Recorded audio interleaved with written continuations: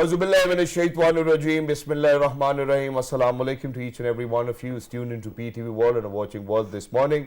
Ladies and gentlemen, I happen to be Shahzad Hasan Khan, and with me, I'm very lucky that I've been joined by my very well-known colleague who happens to be Ms. Haja Satti. Today happens to be a very important day because it happens to be 5th of February 2024, and ladies and gentlemen, whenever we are to speak on this day, and not just this day, I think every single day of the year, I think it's Pakistani's people and Pakistan's resolve that we are always going to stand with our Kashmiri brethren, and it's because of the fact that on 5th of February, ladies and gentlemen, us, people of Pakistan and people of Indian illegally occupied Jammu and Kashmir commemorate the Kashmir Solidarity Day. In addition to this, I think what we really need to kind of pinpoint over here is that our resolve has been strong, and every single year it will become stronger as well. Not just that, but I believe that, it's our responsibility to talk about the atrocities which have been taking place, the rapes that have been taking place, the pellet gun attacks that have been taking place, and, that right to self-determination which has been taken away from the people of the Indian illegally occupied Jammu and Kashmir. In addition to this, what we really need to kind of talk about is that, we always kind of come together and talk about how we really need to move forward, how we really need to always be there for our Kashmiri brethren, because that's the resolve that Pakistani people and the Pakistani government have always had. In addition to this, what I would like to kind of talk about is that we have seen that, how there have been blackouts, how people, now not just people, I think how, children have been murdered, how people have been abused of their rights as well, and the human rights violation which have been taking place over there for more than 7 decades. And Kashmir, the Indian illegally occupied Jammu and Kashmir, have been ablaze for the 7 decades, ladies and gentlemen.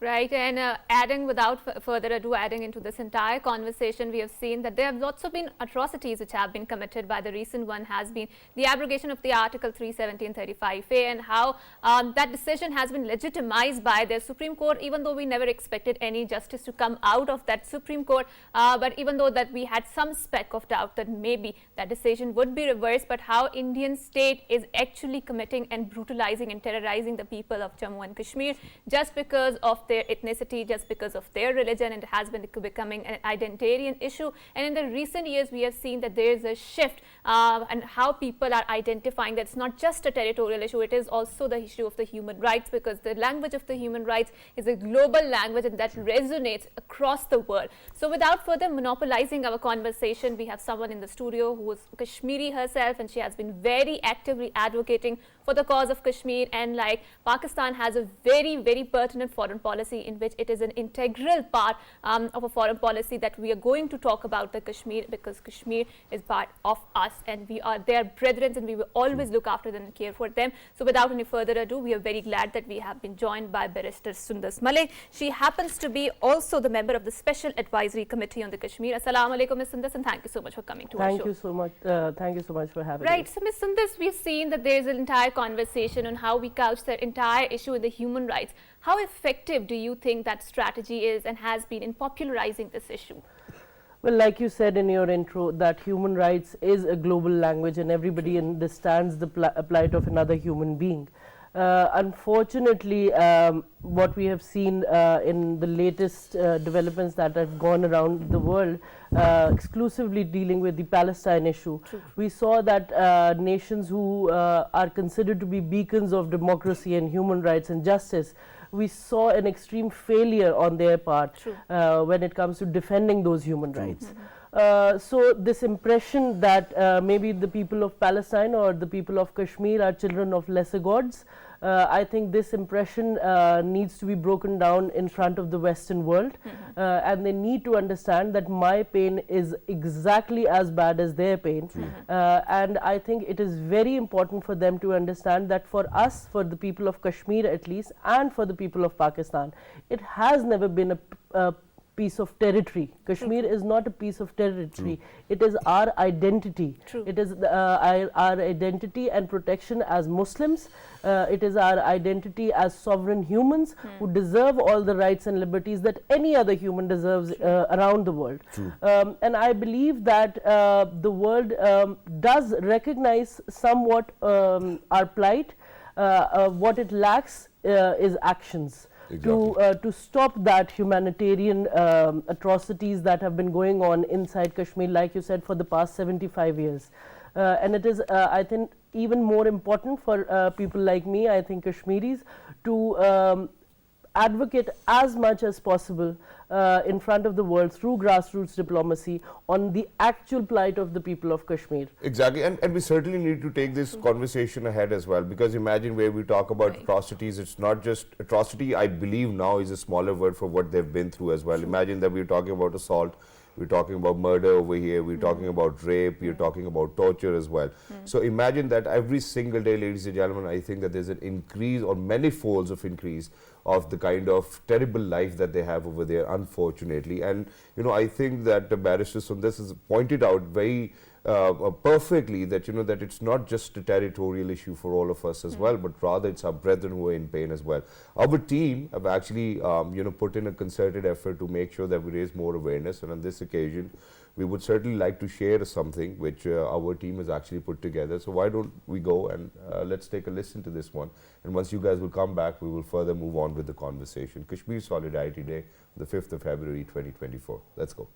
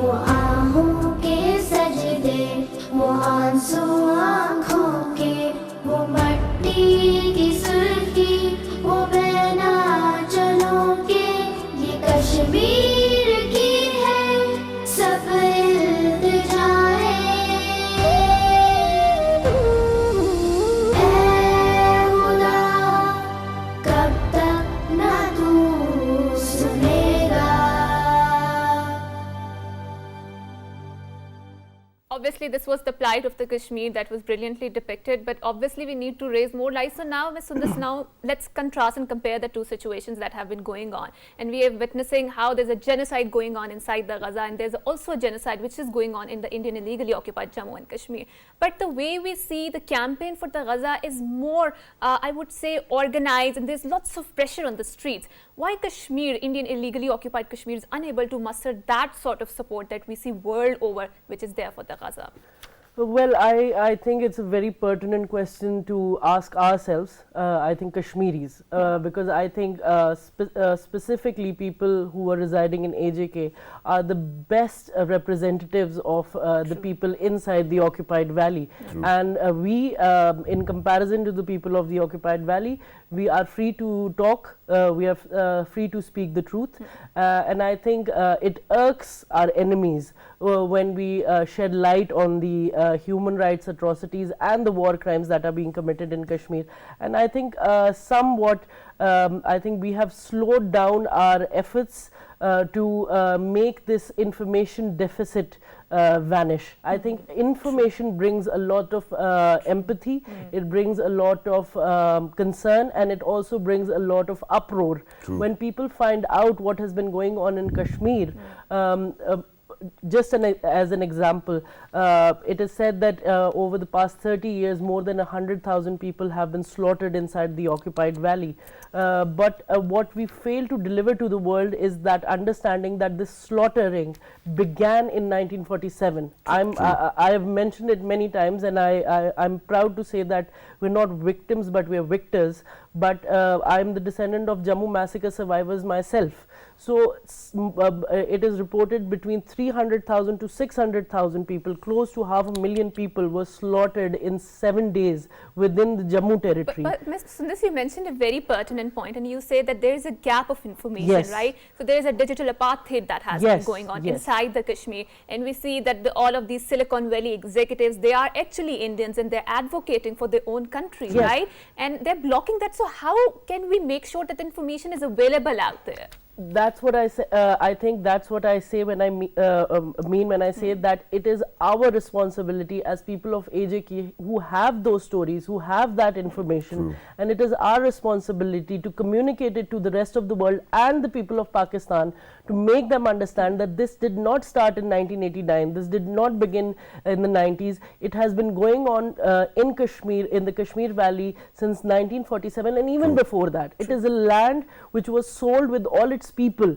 All those anti-slavery people need to understand you cannot enslave the land and its people and every resource that it has. I think we also need to make the world aware of the fact that Hindutva Zionism is a real and imminent threat. It is, and we've seen it. And we see that how India has been working on the Israeli model as far as the elimination of all its minorities is concerned. They have dehumanized the people of Kashmir, and they count them as just numbers which need to be vanished. Exactly, and in addition to that, I would really want to kind of take advantage of this opportunity and talk about, the Gujarat massacre as well. And since the Modi's regime, we have seen how, these Muslim people were shot dead as well on multiple occasions, and they try to kind of. And I mean, before the Modi, I mean, Congress has been doing the same, but it's just that how they couch that in a very, very fancy term. So this is the real state of the India, right? I always say what Congress did in the dark night, BJP does in the daylight. So there's no difference. There is no difference when it comes to the minorities. I always thank Mr. Muhammad Ali Jinnah for recognizing this threat of Hindutva extremism and taking us away from it as Pakistanis back in 1947, and Kashmiris recognized this threat a long time ago as well. So bringing it back to where Haja pointed it out, that when we look at Gaza, when we see that movement, we do see how all the international parties and stakeholders come together to voice their concerns about it. For the last 7 decades, more than 75 years, we have seen that these atrocities have been taking place. There have been abrogation of this article that we have spoken about. There have been sieges. There have been murder. There have been so many things that that the life just is not getting better for them. How do you think that we can still manage to kind of come together and gain that momentum to pressurize? Because you did mention that we really need to kind of work at the grassroots. Yes. Democratically, we really need to kind of make sure that that we have solution for our Kashmiri brethren. I think it is important to understand that in juxtaposition to what's happening in Gaza and what's happening in Kashmir, I feel that there is no comparison of pain. But as far as India is concerned, it is we have to recognize that it is a huge economic market, and there is economic interdependence between these nations and India, and that's why maybe we see this silence from their side. I think it is important, like I said previously, for grassroots diplomacy to be conducted. As we saw in the case of Palestine, South Africa, a nation such as South Africa took the case to the ICJ. I think it is important for us to also explore those avenues and conduct a legal battle and a diplomatic battle and a democratic battle against these occupiers. And I'm very sorry that that I'm asking you this question, but as a Pakistani citizen, for all of those Pakistanis who are out there, they might get this in their mind as well, and that is that Why do you think that in the last 7 decades, unfortunately, any diplomatic talk that has taken place has not succeeded in favor of the people of Indian illegally occupied Jammu and Kashmir? What do you think are the core reasons for that not to happen? Well, I do believe that India has never been serious about the resolution of the Kashmir issue. They just don't want it.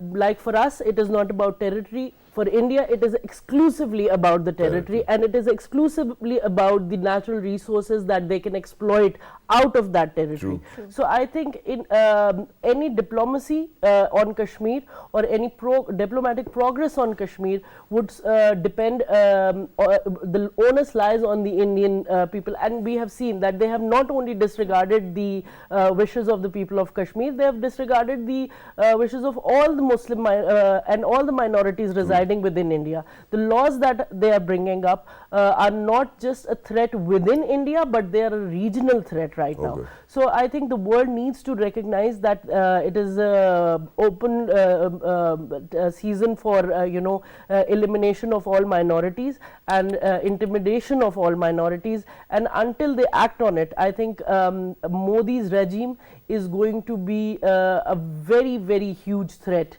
Not only for Pakistan, not only for the people of Kashmir, but for all the region. And as we see that India is increasingly becoming a huge exporter of terrorism all around the world, so I think it needs to be seen as a threat and countered. India is internationalizing terrorism. Thank you for alluding to that. And let's talk about the saffronization of the Kashmiri identity, which has been going on. So, for example, they are promoting a lot of militarized sort of the religious tourism.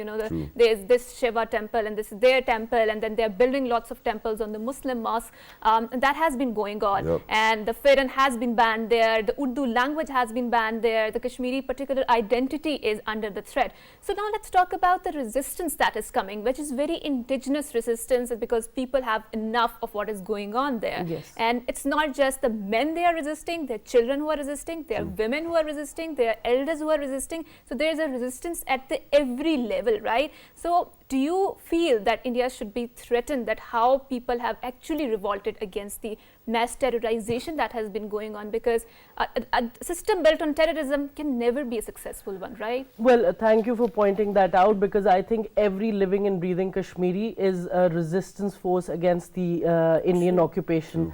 We have a right of self-determination through all means, including the use of arms. So the indigenous resistant forces need to be supported by the people of Pakistan, and they have always been supported vehemently by the people of Pakistan. We also need to understand that the Indian army, despite the image that they present, I think it is a shame that their own armed forces are suffering from things such as fratricide and suicide. And this saffronized version of the armed forces is only a threat to themselves at the moment. And I think they need to recognize this, that they're being used right now. What happened, we saw against the Kuki people, the army was beaten. It was shot. The people who are working in the armed forces under the new laws, they are not being given pensions and everything. So the Indian government, like it's using its own people under this saffronized version of Hindutva, they are also using their own armed forces, and we see that resentment within them. Exactly. And there are multiple clips on social media, even of the occupation forces which are as of now in the Indian illegally occupied Jammu and Kashmir, and how disturbed they are by the killing of the children and raping of women. But in addition to this, where Barrister Saiba, we speak about the Kashmir solidarity and the atrocities that have been taking place, and we will always do that no matter what happens, because they are our Kashmiri brethren, and it's not the issue of territory, as we've alluded. I think what we really need to kind of talk about over here is, what other fronts do you think that we can be out there on and kind of voice our concerns about the human rights violations which have been taking place? I think, like I mentioned before, we need to work proactively on the lawfare front of the Kashmir issue.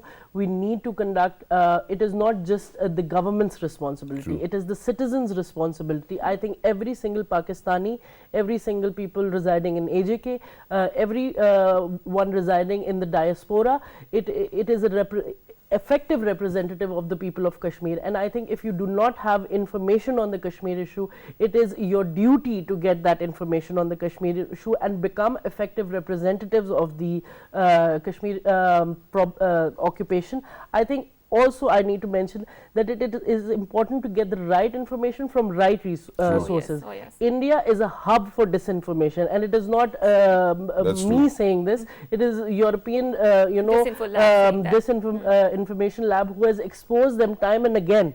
It is the Five Eye who has exposed the terrorism. So I think we need to understand that the information that comes to AJK, that the information that comes to Pakistan about the occupied Kashmiri territory, it needs to be filtered again and again and find the truth, because I think the reason they want to muddle up all this information is because they know they're fighting a losing war, because Kashmiris are not giving up. Exactly, and that's how Yes. it needs to be. I guess that everybody who's out there needs to kind of verify the sources as well, and kind of needs to get to the depth of it as well. But thank you so much, Barrister Saiba, Thank you so Thank for you for being with having us. It was Thank you lovely so to much. be in conversation with you. And for everybody who's out there, ladies and gentlemen, because PTV World specifically goes out in 47 different countries. And I'm sure right in front of the screen there might be people who might not have voiced their concerns about the human rights violation and the atrocities taking place in the Indian illegally occupied Jammu and Kashmir. So today, I think what we have done is that we have children aged 10 and 11 who will let the world know what human rights violations are and what do we really need to do about it, right after a short break.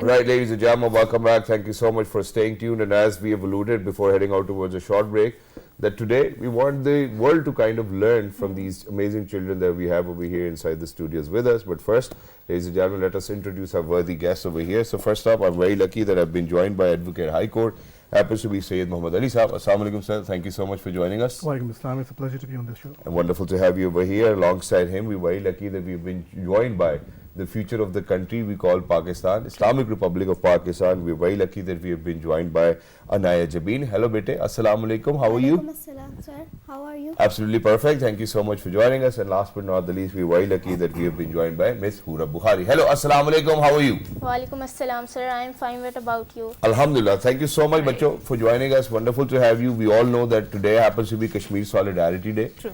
And before we speak any further, we do know that there's so many human rights violations which have been taking place, not just in Indian illegally occupied Jammu and Kashmir, but may it be Gaza, may it be Syria, may it be other places in this world as well. So if I am to ask you, what are human rights? What would you answer? Human rights are the most basic rights which are bestowed on each and every individual, every other human in this planet, which is irrespective of their religion, caste, gender, status, color, or entitled in the rights. Right, and I think we will like to develop this conversation further ahead, because we've seen that how human rights is the language, it's a global language, and it resonates with everyone. But now coming to you, Barrister Saab, so we've seen that there's a general wave of resentment within the Indian illegally occupied Jammu and Kashmir, and there's an energy going on, a wave of energy, because there's a resistance going on, women are protesting against it, and they have developed different methods for the protest, right? So for example, if there are curfews, they're walking against that curfew, they're going out in the streets as a way to show that they are against that very brutal and terrorized system, right? So do you believe that this sort of a resistance is yielding results, and the Azadi activism that is going on within the Indian illegally occupied Jammu and Kashmir, what is that state today? Absolutely, absolutely. To begin with, to answer your question, it is imperative to understand what human rights are. United Nations defines human rights as the inherent right True. that is True. bestowed on humans, By regardless birth, of the right? by birth, Right. regardless of the gender, age, race, or any of that True. sort. The issue is that when all of these things are substantive, women empowerment along with human rights is very important.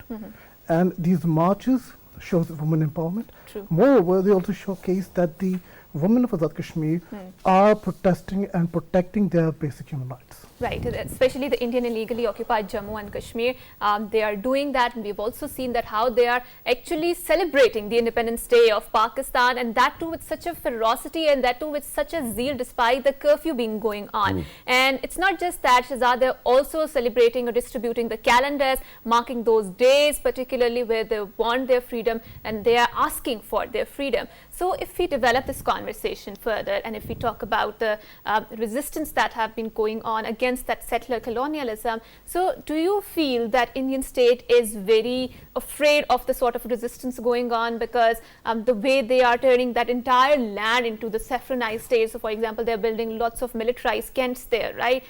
They are distributing the lands to the Hindu Pandits, and they're trying to change the demography there, right? So what is exactly Indian state afraid of? Actually, the abrogation of Article 370 and 35A is the which were included in the Indian Constitution in 1954 and 1950, respectively, bestowed special autonomy and equality to the Kashmiri people. Now, once that has been taken away from the Kashmiri people, that allows India to integrate the country itself. So they're trying to push over the Pakistan style. Exactly, and when we speak of such movements, to be very honest, I think that we really need to see historically as well that how such movements have kind of had impact. When we talk about the people of the Indian illegally occupied Jammu and Kashmir, and they have been at it for the last 7 decades. How do you think that what sort of pressure can be put on, not just that, when the international stakeholders come together? So we might speak about the United Nations resolutions as well, and earlier Barrister Sundas Malik Sahiba was actually kind of alluding to the fact that it started back in 1947 when Pakistan became independent. It was because of the UN resolution that Pakistan had to withdraw the forces. Now unfortunately that's something that didn't really happen from India. Now how do you think that these movements can actually garner a lot of movement to it, so that we can pressurize and the international stakeholders to come together so that we find a solution for the people of Indian illegally occupied Jammu and Kashmir? To second your thought here is that the Pakistan joined the Universal Declaration of Human Rights in 1948, and that was the stepping stone for internationally agreeing on human rights, and no state allowed to be violating those rights. Now, respectively, India joined that, it became a signatory of that a year later. And moving on, the pressure diplomatically is very important, and Pakistan is doing wonders in that. It is creating that pressure internationally, which is putting India on the back foot. True. And exactly, that's exactly what we want. And very quickly, if you allow me, Haja, I would want to move on to Hurab as well. So Hurab, I would like to ask you about the basic human rights. As a child, you might have learned about the basic human rights. What are those basic human rights? Can you enlist some? Because then people would be able to compare the life of the people of Indian illegally occupied Jammu and Kashmir who do not have such basic rights to themselves. Yes, sir, the basic rights of the human rights are that, like shelters, education. Education is the most basic right for all of human beings, and sir, food facilities, and sir, obviously, and we've seen that how because of the curfews, the education systems are disrupted. Kashmiri people, on purpose. Yes, exactly. And people who are living in Indian illegally occupied Jammu and Kashmir, their children are not going to the schools. And what sort of environment are you providing when you do all of this stuff? So now, sir, coming back to you, and when we talk about the movement to make sure that the plight of the Kashmiri people are highlighted, so we have seen that Kashmiri diaspora, especially those who are living in the Western capitals or in the Western world, were very influential. So how can they galvanize the support for their brethren back in the Indian illegally occupied Jammu and Kashmir? Because we've seen the kind of protest that is coming in support of Gaza, street protests that are coming from the common man. It is so important and it is so powerful that it is shaking the leaders at the top up, right? So how can we develop the same model? So for example, they have the BDS campaign, boycott, divestment and sanction. Do you believe that we can apply same model in the case of Indian illegally occupied Jammu and Kashmir? We have a better stronghold here. The reason for that is that in case of Gaza, there are a lot of disputes going on in terms of United Nations itself. But when it comes to the Indian occupied Kashmir, the United Nations Charter of Human Rights and the Amnesty International, the Human Rights Watch, everyone has explicitly written down and stated in their reports that India is committing violations against War crimes. War crimes, genocide, and human rights violation. The report is clearly, the United Nations report clearly states that India has killed more than 1,000 people in extrajudicial killings. And that itself is an acceptance from a third party, the United Nations itself, who's supposed to be a neutral party between them. The world knows and understands that India is committing these crimes. And the pressure diplomatically and through our people in Pakistan is the best way this can go, and we are doing it. And we've seen that Pakistan is a springboard, because we have seen that we are providing them the moral and diplomatic support, and we are always talking about it, be it the United Nations, be it any other international platforms. But sir, why do you think, so maybe do you believe that the world of international relations is such a selfish world where only the economic interests matter, where the power of the state matter, that we are unable to sort of galvanize the support that the Kashmiri people need? Because we have seen that how there is a genocide going on inside the Kashmir, and the deaths and of the people does not matter, because the economy or the money is much more important. Or right? is it, in addition to this, it can be put this way as well, that, that India might be hijacking, well, not really might be, I think that, because we have spoken about disinformation, misinformation at one front. On the other front, we might see that, that they're controlling all the media outlets too as well, whether what news needs to go out or not. Now, imagine that Barrister Sundar herself happens to be a Kashmiri. She comes down from that background as well, and saying that the condition is horrible over there, I think is something which is an open evidence for each and every one of us to kind of realize that. Now, imagine that we have seen people coming together in support of Gaza, may it be United Kingdom, may it be Canada, may it be United States of America, may it be European countries, may it be Pakistan, Middle East, everywhere. Why do you think that, that, and for example, if India is doing it, why do you think that, that the world has been unable to curb such a menace which India has actually put onto the people of Indian illegally occupied Jammu and Kashmir? I believe that the issue is that Pakistan is the only country in the whole entire world that is supporting the Kashmiris and opening their cause to the world. In case of Gaza and Palestine, the world has united against them, against Israel. True. But the issue here is that people of Kashmir need support from the entire world. Pakistan alone can do this, and it is doing it its best, more than above. So we need more of reciprocation from the rest of the stakeholders as well, if they feel that they are a stakeholder. But how can Kashmiri diaspora can help in this entire cause? Because they're very influential. If you go there, they have their own businesses, and they are occupying a top post, especially in the western capitals. So how can they galvanize the support? The best way to do this is through diplomatic pressure. Okay.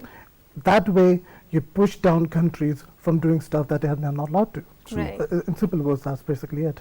Right, and how do you think that the international courts can actually help in such affairs? Or are they effective in the first place? They are effective. The prime example, the precedent set now is by South Africa in the case of Palestine and Israel, where the International Court of Justice has acknowledged the fact that they have asked Israel not to commit genocide. The fact is that we've got United Nations and reports from Amnesty International and Human Rights Watch that categorically state that India is committing war crimes, genocide, and is violating human rights at large. True. Right. And these things alone are evidence enough to substantiate the point that India is doing wrong. And when it comes to Pakistan, the Pakistan Azad Jammu and Kashmir is doing perfectly fine. It has its own constitution, it has its own Supreme Court, the Legislative Assembly is autonomous. But when it comes to India, after the abrogation of Article 370 and 35A, the special autonomy is not there. The people of the special nature and the permanent residents of the Kashmiri people have taken stripped off from their dignity and identity itself. They're trying to change the demographics, as Haj has already mentioned, the other people are going to get jobs over there, they can buy land now, so they're making sure that they saturate the population, that if it comes down to that one particular day where they might have to vote, I think that's what they have been preparing for as well. Yes, and then they're going to show the world that Kashmir really wants India, right, by changing and by manipulating the demographic statistics there, which is very horrendous. But now let's talk about the entire system there, the state structures that are already rigged against the Kashmiri people there. So we have seen that the armed forces are operating against the under the law of the Armed Forces Special Powers Act, right, and they have given a free impunity to kill whoever they want without any accountability, and which is especially existing in that particular region of Kashmir, right? Indian illegally occupied Jammu and Kashmir, may I say. So how can Kashmiri people, take, obviously law is one particular case, but we have seen recently the Supreme Court also decided in the favor of the abrogation of Article 317(35)(a), and that was not very surprising because we already know that the system is rigged and the court is a very dummy court there, right? So what are the avenues for the Kashmiri people, particularly the indigenous people who are suffering, who can go and, I mean, ask for justice, so within particular that territory? So what are your opinion about that? The Kashmiri people need to keep resisting. They're doing very well, they're doing very good, and they need to keep pushing that. Right. Whereas the international community needs to step up. True. Pakistan is doing its take, but the international community as a whole needs to understand that human rights violation is a serious, serious crime. Right. You cannot strip away right of life. You cannot strip away right of liberty and Right. freedom of speech or expression. And we've also seen Shahzad, especially the grandson of the Maharaja, who, because of the Indian claims, because they say that he handed over the Kashmir to the India, he said that as a senator in 2016 in the Indian Senate, that my grandfather never signed the Treaty of Accession, rather it was a defense pact, and that too for the 20 years, right? And when he said that in 2016, do you believe that for the Kashmiris it was a failing point because they were unable to put momentum or galvanize that particular statement coming from the grandson of the Maharaja, who said that he never handed over Kashmir to the Indian state? Imagine. Rather they just gave it, signed the And the document is available, by the way. Right. The document is available as well. Right. Considering that element, I have to repeat this again. India is a huge country, and that population, especially the Hindutva, is pushing ahead. And we need to understand the fact that Kashmiris, considering their number of people against the whole country of India, is something that needs to be taken into regard. Pakistan and its 22 crore people from here are taking their steps and putting it forward. Right. The Maharaja's grandson statement is quite real, and it is the truth, hard fact that this was never the case. This is the issue that was left behind the British Raj, Right. and this was meant to happen. Right, right. And this is the legacy of the colonial rule, and unfortunately we are witnessing how across the world where there was a colonialism, there are disputes like that which are still unresolved till this day, right?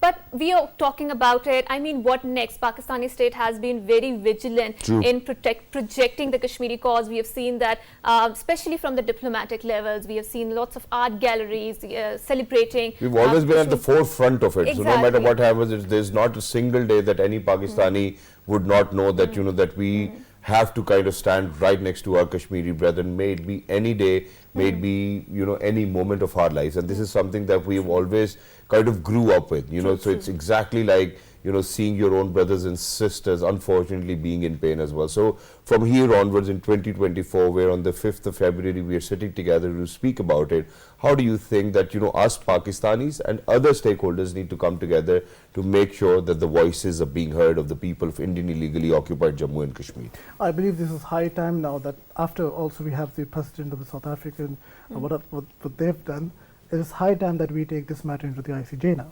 Right, right. International And do Court you of expect justice from the ICJ?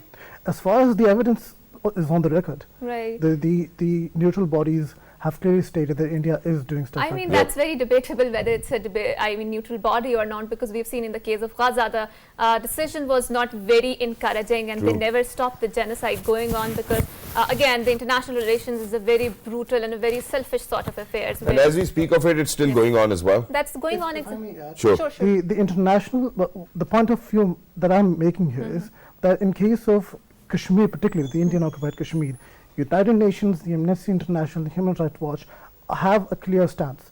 They have categorically stated that India is committing crimes, and that is categorically documentized. Right. We can use that, and if that is an eye-opener, using those evidences, the International Court of Justice might be in. So that's something that which is out there, and we can take advantage of it, and we should take advantage of it. But very quickly, thank you so much, Mohammed Bhai, for Thank being you with so us. much. Lovely to be in conversation with you. But very quickly from you both, there's only one thing which I would love to ask, and that is, if you are to understand what human rights violations are, how would you make it understandable for our viewers who are out there who are watching you? Please go What ahead. do you have to say for the Kashmiri people who are suffering under the Indian rule? They can't study properly, Yes. their kids can't study properly, they can't properly prepare. So please. Exactly. So they do not, they do not get to exercise how, any individual, probably people of Pakistan or Jammu Kashmir, how we exercise as well. And I have a brilliant example over here because for the last 2 years I've been visiting, Azad Jammu and Kashmir for the Kashmir Premier League. There are tournaments taking place, there's development taking place as well. And that's we exactly Pakistanis cannot buy the property True, there, right? true, So true, we have given them the true autonomy which they deserve because it is the Kashmiri land and it is for there, right? So this is the level of the freedom, this is the level of the respect that we are giving there, and I think the tourism that is flourishing there, particularly in the Kashmiri region, and people can go there and they can enjoy the beauty, and it is very famously said that the Kashmir Jannat Nazir, right? True. Because such a beautiful piece of land. So with that, we will wrap up our segment and we will say farewell to all Thank three you of so our much. segment Thank you so much. participants for coming here, and we will continue to make sure that we observe this particular and important day because Kashmiris are our brethren, and it's not just the Kashmiris, but because they are all of the oppressed people across the world, around the globe, be it the people of Gaza, be it the people of other particular areas who are suffering under the brutality and terrorism. We will always make sure that we continue to raise voice for them, especially from this platform of the PTV. And we will always continue to pray for them as well. You're always in our prayers and we stand right beside you as well in your right to self-determination. Until next time, ladies and gentlemen, look after yourselves. Allah Hafiz, और कश्मीरी बहन भाइयों के लिए हमेशा दुआ गो रही है. Amen.